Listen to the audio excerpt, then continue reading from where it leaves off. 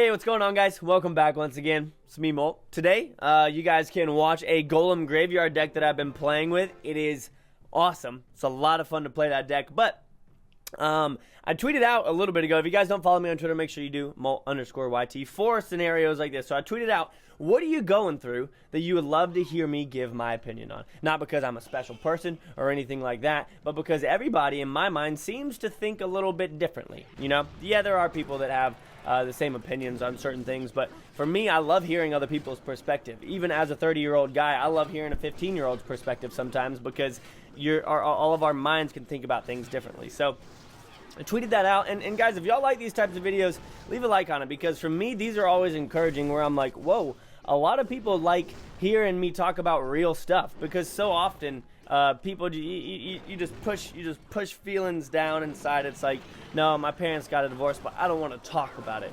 Or no, me and that girl broke up, I don't want to talk about it. I'm depressed and anxious, but I'm just going to hide it from everybody. I don't want to talk about it.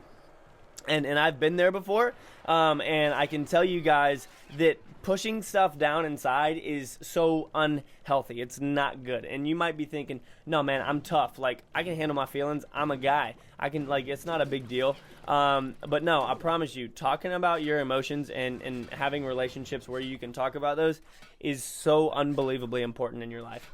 So as I'm scrolling through this and I'm seeing the majority of comments on it, one of them is on depression and anxiety. I know that those kind of don't necessarily fall in the same arena, but for me, I've dealt with anxiety on a pretty big scale, to where I was taking medicine for it because I was just anxious. I was also going through a lot in my life at that time, and so for me, it was pretty bad. I kind of became a recluse. I wouldn't go outside, and I know that that's a trait of depression as well. A lot of times you just kind of reverse back and you just get inside and you don't hang out with anybody or anything like that. But for me, when it comes to anxiety, the biggest thing that I've been able to say, to use to work through it, is I've been here before.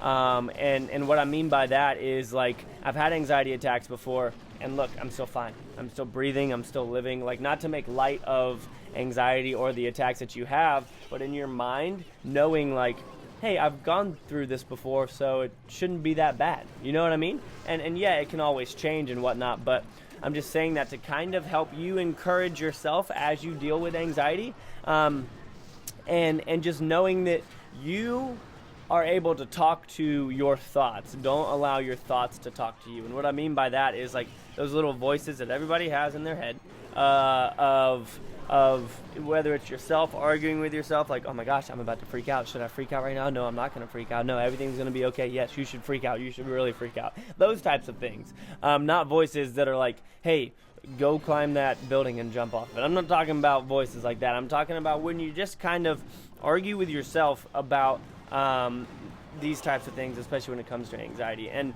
for me, it's like, you got to talk to your thoughts. You can't let your thoughts talk to you. You got to say, no, you know what? There's nothing for me to be anxious about. There's nothing for me to be worried about. I'm totally fine. So for me, again, just that phrase of I've been here before is something that's really, really helped me out a lot in my anxiety and things like that. And so other people are saying, like, I'm going through depression. My dad never seems to be there for me. My mom was never in my life. I'm sure that that's a true thing for a lot of you guys. And for me, like, I think that it's important for you to try and find, like, I can't even begin to tell you the importance of relationships. And not the types of relationships that you see on TV, or the types of relationships that the media creates in movies or TV shows, whatever it may be, but the types of relationships, guys, that you don't really see as much in the world today, like guys talking to guys about feelings. That's something that the world is like, no, like, guys don't talk about emotions, they just drink beer and watch football together. Like, yeah, that's fine, but I think that it's also very important to have relationships, even for girls, where you can just talk. Like, we all are going through stuff. All of us are going through stuff, and it's it's so important to talk about things and to be real and to be vulnerable. Maybe not with everybody. Like, don't just go spewing everything around. But if you have somebody that you can trust, that you can go up to and just be like, yo, can we talk? And like, I know I can trust you. Like, you're my good friend. I would love to just talk about what I'm going through, like, at home. And maybe that friend will have some sort of insight into that. But again, I can't even begin to tell you guys how important it is. How important it is to have relationships and people that you can talk to about stuff. Here's another one, guys. It says, what do you think about people comparing things to other things? Example, loving something over another, or comparing cats or dogs.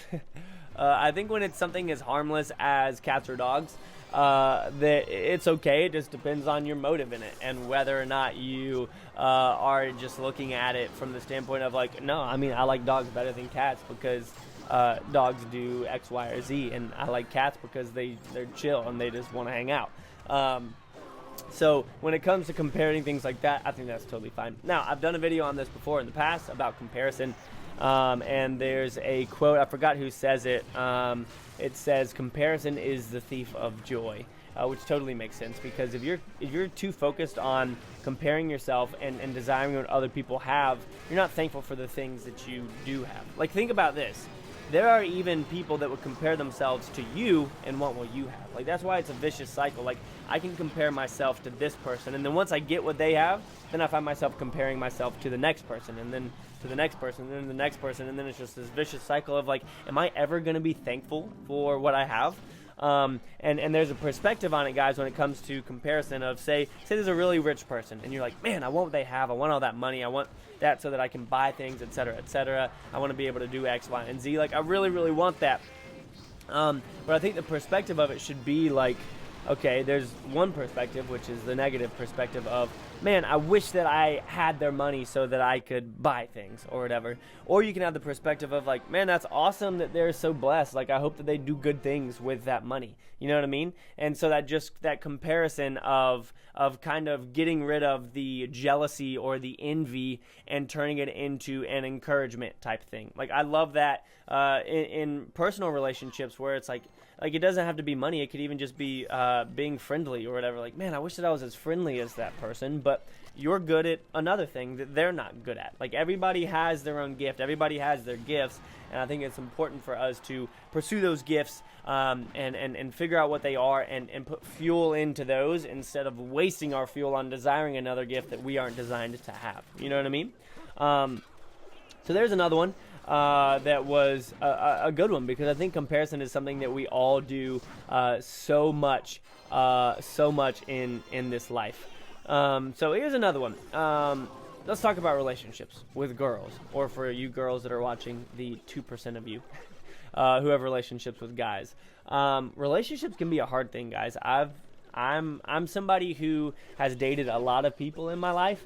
And that's really just for fulfillment and wanting to feel loved, wanting to feel desired. And then when it ends, you're just like, it's just bad. Like, I've been there before. I'm 30 years old.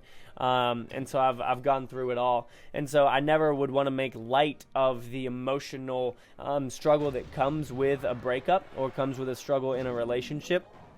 I would just say, like, deal with the pain. Don't just put it down. Like, talk about it. It's okay to cry if you're a guy. It's okay to cry if you break up with somebody that you care about. You don't have to be a man and just be tough. No, it's okay to cry. It's okay to deal with your feelings. But at the same time, you also have to move on. So you deal with it. You deal with that hurt. You deal with that pain, and you move on. And if you're supposed to be with that person, don't think that way. Don't think, oh, I'll just move on and then maybe we'll end up together. No, I would say think about it. Move on, and if you happen to cross each other's paths again in a different state of life and you've gone through stuff and you're different people, then by all means pursue it. But when you go through breakups, I would say the most important thing is dealing with your emotions, talking to people about it, being sad for a while, but then, you know, saddling up and getting back out into life, and not just not letting that make you miss out on somebody else who you could meet down the road. And here's one of the last topics that I'm going to kind of talk about, guys. There's some good ones on here, and again, if y'all see somebody like tweeting or whatever that you have gone through something that they're talking about, give them a message. Send them a message. Be encouraging. I think that's super important. But the last one is school sucks. I can't keep my grades up. and I'm gonna kind of put that in a bag of school and work and things like that. Like, 'cause that's the same thing at work. It's like, man, work is hard. I feel like I'm trying, but I'm just not making my boss happy, etc. I would say that, because this was how I was in school, guys. I've probably told y'all this in other videos, but there's always new people watching, so that's why I like talking about stuff. For me, when it came to grades, I was like a BC student at best. And I didn't do really good in high school. I only got accepted to one college, and then I used that one to transfer into another school. And my first year, so I went to the University of South Carolina. I couldn't even get into the University of South Carolina.